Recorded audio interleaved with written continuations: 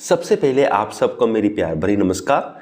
ओशो जी ने शिवलिंग का एक और मतलब भी बताया। एक मतलब तो सबको पता ही होता है और एक मतलब ओशो जी ने एक और बताया। उन्होंने कहा शिवलिंग देखने में एक शून्य की तरह होता है, यानी कि ज़ीरो, बिल्कुल शून्य। तो ओशो जी कहते हैं कि ये इसलिए बनाया गया है क्योंकि शून्य की कोई बाउंड्रीज नहीं होती। ओशो जी कहते हैं नॉर्मली अगर हम भगवान को एक्सप्रेस करते हैं किसी भी पॉजिटिवली, यानी कि किसी भी रूप में, तो उस हर रूप में एक लिमिट बन जाती है। पर अगर हम गॉड को एक शून्य में डिस्क्राइब करते हैं तो इसकी कोई लिमिट नहीं होती। चलो हम इसको और गहराई से समझने की कोशिश करते हैं।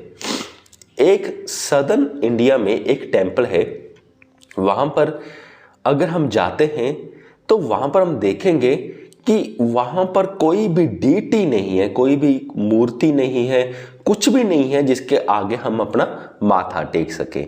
अगर हम टेंपल प्रीस्ट से पूछें कि यहाँ पर डीटी कहाँ पर है जहाँ पर हम माथा टेक सके, तो टेंपल प्रीस्ट कहेंगे यहाँ पर कोई डीटी नहीं है, या तो तुम सारे मंदिर को ही डीटी समझ लो, यानी कि तुम सारे मंदिर को ही मूर्ति समझ लो। क्योंकि वो कहते हैं कि भगवान तो हर कहीं है। अगर हम एक ही फॉर्म में रख दें भगवान को, कहें कि यही एक ही फॉर्म में भगवान है, तो क्या होगा, सारी गड़बड़ हो जाएगी। वो कहेगा कि भगवान एक पर्टिकुलर डायरेक्शन में नहीं है। ये तो मिस रिप्रेजेंटेशन हो जाएगी अगर हम कहेंगे कि भगवान सिर्फ इस पर्टिकुलर डायरेक्शन में ही है। भगवान तो हर कहीं है। हम किसी को रॉन्ग कंसेप्शन नहीं देना चाहते भगवान की, हम सही में बतलाना चाहते हैं कि भगवान कहीं भी है, यानी कि हर कहीं है। तो उस हिसाब से हमें भगवान को मानना चाहिए। तो ये है सारी बात, यानी कि भगवान को एक पर्टिकुलर फॉर्म नहीं दी जा रही, भगवान को एक पर्टिकुलर डायरेक्शन नहीं दी जा रही। इसीलिए शिवलिंग एक शून्य को दर्शाता है, जिसका मतलब है कि भगवान हर कहीं है, यानी कि ये भगवान को नेगेटिवली दर्शा रहा है।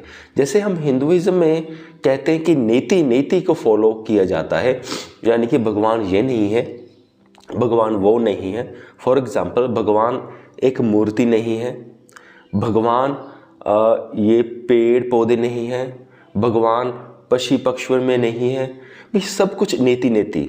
भगवान यानी कि ये नहीं है, भगवान समुद्र नहीं है, भगवान वृक्ष नहीं है, भगवान जंगल नहीं है।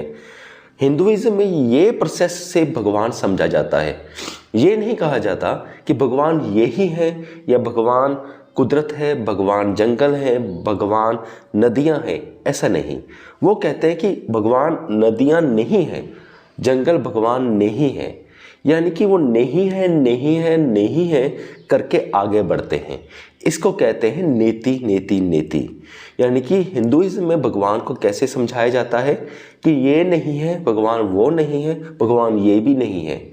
तो भगवान है क्या, इसका जवाब नहीं दिया जाता, यानी कि भगवान को नेगेटिवली समझाया जाता है। और ये माना जाता है, जैसे ओशो जी कहते हैं कि भगवान को पॉजिटिवली बतलाया ही नहीं जा सकता। जैसे ही हम पॉजिटिवली बताएंगे तो तब उनकी बाउंड्रीज निर्धारित हो जाएंगी, और जैसे ही बाउंड्रीज बन जाएंगी तो वैसे ही वो बात भी झूठी हो जाएगी। तो इसलिए वो ज़्यादा से ज़्यादा सही से सही एक्सप्रेस करने की कोशिश करते हैं। और जो शून्य होता है, शून्य का मतलब क्या होता है नॉर्मली, कि कुछ भी नहीं है। एक का मतलब होता है एक चीज़, शून्य का मतलब होता है कुछ भी नहीं। इसलिए शिवलिंग एक शून्य को रिप्रेजेंट करता है, यानी कि कुछ भी नहीं, कोई डीटी नहीं, कोई मूर्त नहीं, भगवान हर कहीं है। सो मुझे पूरी उम्मीद है कि आप सबको ये वीडियो समझ में आ गया होगा। इस वीडियो की डिस्क्रिप्शन बॉक्स में मैं अच्छी स्पिरिचुअल बुक्स के लिंक्स डाल दूंगा, साथ में कुकू FM और उसका कूपन कोड भी डाल दूंगा, जिसकी मदद से आप 50% ऑफ कुकू FM पर सारी ऑडियो बुक्स को सुन पाओगे। सो इस वीडियो को यहाँ तक देखने के लिए आपका बहुत बहुत धन्यवाद।